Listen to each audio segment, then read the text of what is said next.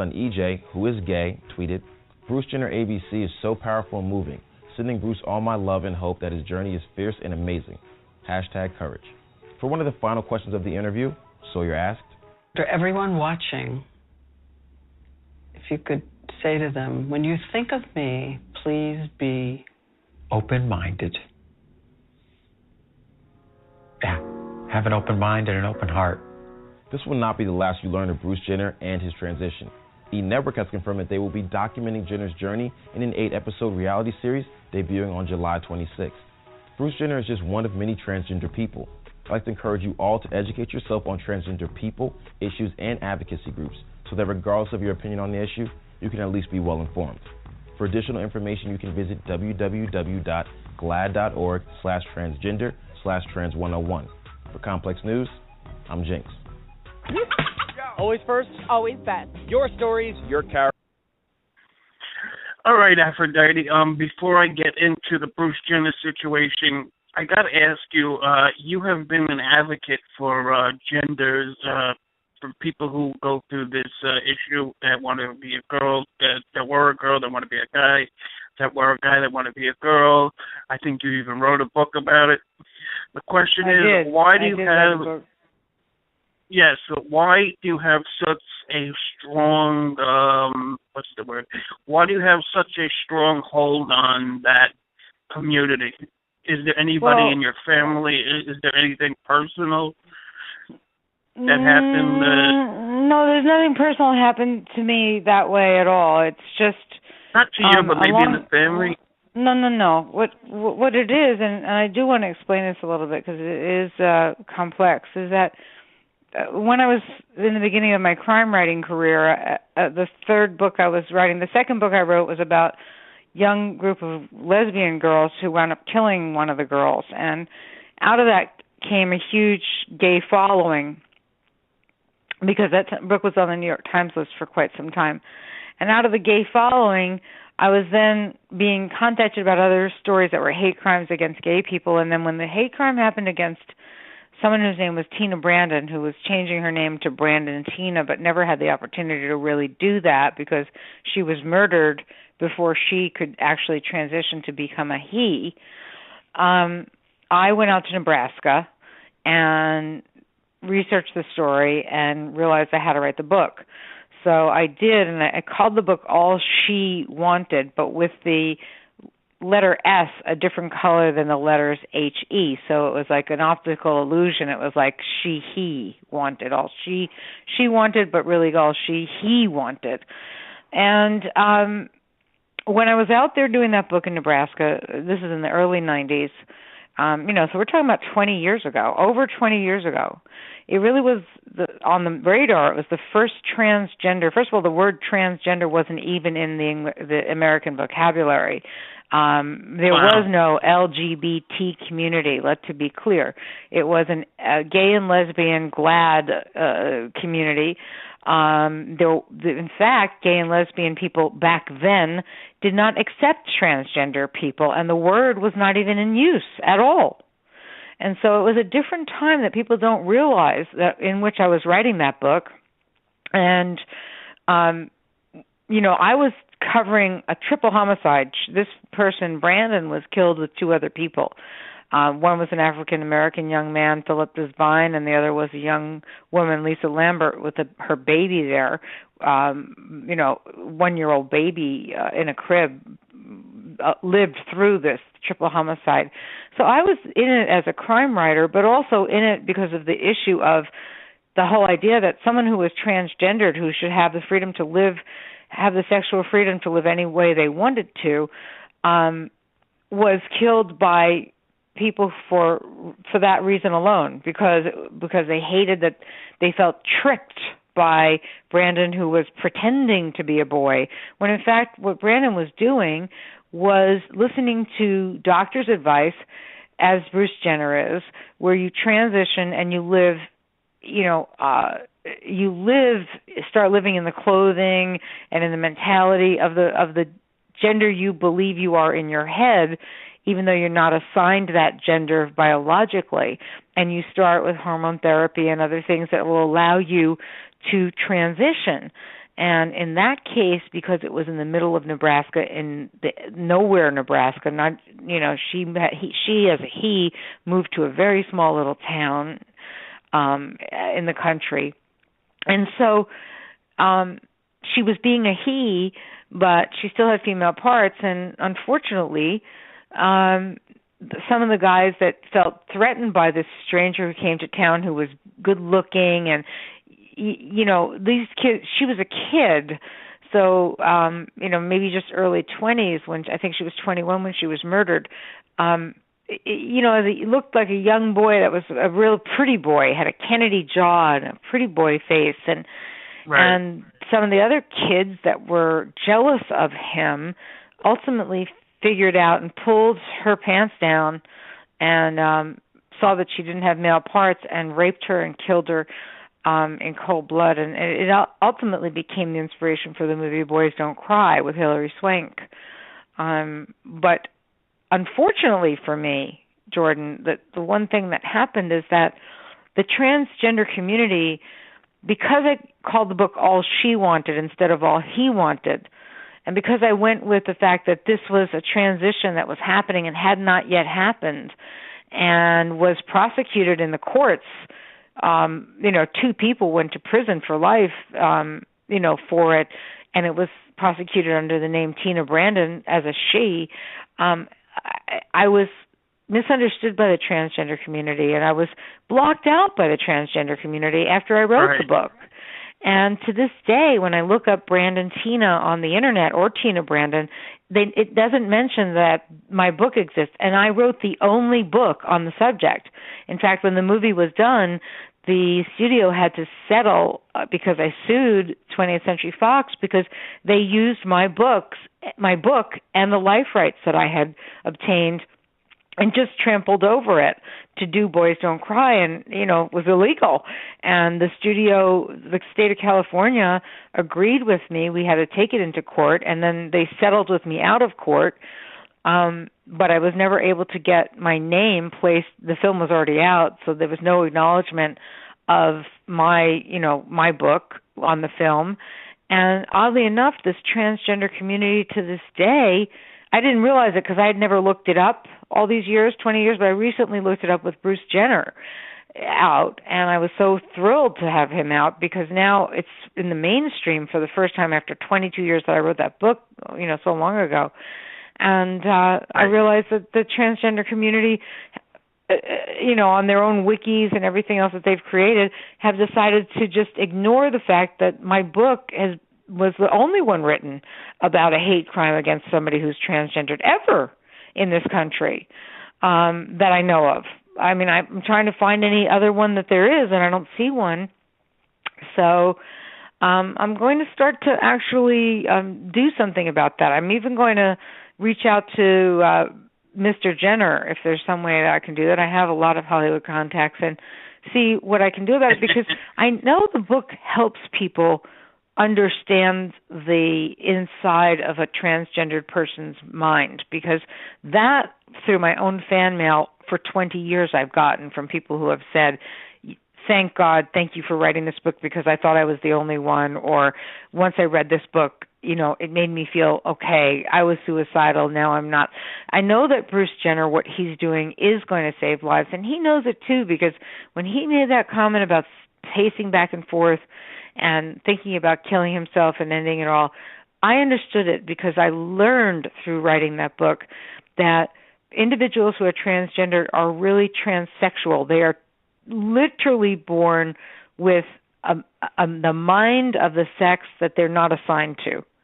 So this is the medical way that they diagnose it, because I studied it back in time, where you imagine that your mind is of a sex that you don't have the body parts to. So that's why when he did the interview, I knew he was going to say he felt this as a child, because if it was real, and it is real, you don't just all of a sudden wake up with it one day. It's from your childhood. In the case of Brandon Tina, she didn't want to wear any kind of girl's clothes ever. She didn't play with dolls. She would take radios and take them apart and put them back together, mechanical things. When these people who are transgender reach puberty and start developing those parts that are of the sex that they feel they're not, they actually feel a hatred toward those parts, which is something that Jenner hasn't talked about yet, but I believe it will be talked about because we know that he did try to grow breasts and have hormones back in time and had, I think he said a 36B or something when he married Kris Jenner. This is all in line with what I wrote about, learned about, and was writing about, and in describing what happened and who was Brandon Teena back in the early 1990s. And it's a very strange phenomenon that we can't understand. Mostly as a society, we've just made fun of it. Like I say, back in time, not even gay and lesbian people wanted to know about it. They felt that it was too weird and it wasn't really who they were. So we've come a long way, but I think with Bruce Jenner coming out now, and we're going to be able to see the transformation, or in part as he starts to explain things, or go to counseling, whatever is going to happen in this series, I don't know, but I can only imagine that there will be counseling involved and surgeries involved and whatever it is.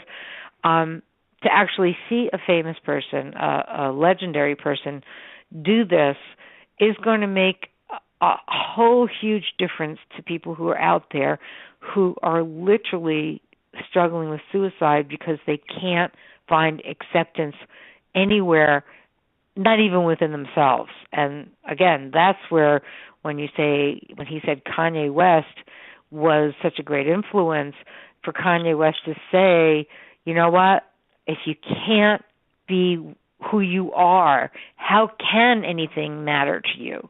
That's number one at the end of the day. And that's the conundrum that transgender people, and granted, it's a very small part of our population, but let's face it, it exists. And why should these people be unaccepted, made fun of, and part of the butt of hate crimes all across America and the world? This is unacceptable in the year 2015. That people are still being not just beaten up, but actually being, violated, raped, killed, whatever. I don't know how many other killings there have been since the one I wrote about, but I'm sure that we could find examples of it, because there's still this sense of... In schools? Especially in schools, I would say. Yes, in schools. Well, so the bullying that I'm sure goes on, and the shame that these people feel, and it's almost barbaric to me, really, to think about, when this is real for someone, for people, whatever age they are, to just make fun of it and to make light of it, and to become bullies to the point where they're actually, in the case of Brandon Teena, actually murder the person because of their sexual identity crisis, or sexual choices, or sexuality. It's it leaves me speechless, and but at the same time, I feel it's an amazing story, an important story that Bruce Jenner is now bringing forward, and I do think it will make a huge... Look, we're having this conversation now. How many times have I been on your radio show? We've never talked about it before. Never. It's proof that Bruce Jenner's coming out has brought the word transgender and the notion of someone who is transgender to the forefront, to the mainstream. It's open to national dialogue. It's open in international dialogue. And now, finally, I think we're going to see what, as Jenner said, real change and making a difference in lives. A real change. The one thing that came out of the Kardashians show is now Bruce Jenner. He is the real story. He is the important story. Yeah, I was telling my mama, why I was asking her about this, and in her opinion, she thinks that these people, they're born with these feelings. They don't choose it. They don't wake up in the morning and say, you know what, I'm going to do this. They don't have that option, and she also explained to me that there are a lot of them that are not gay, and I didn't really know all that. before talking with my mom and watching the Bruce Jenner interview.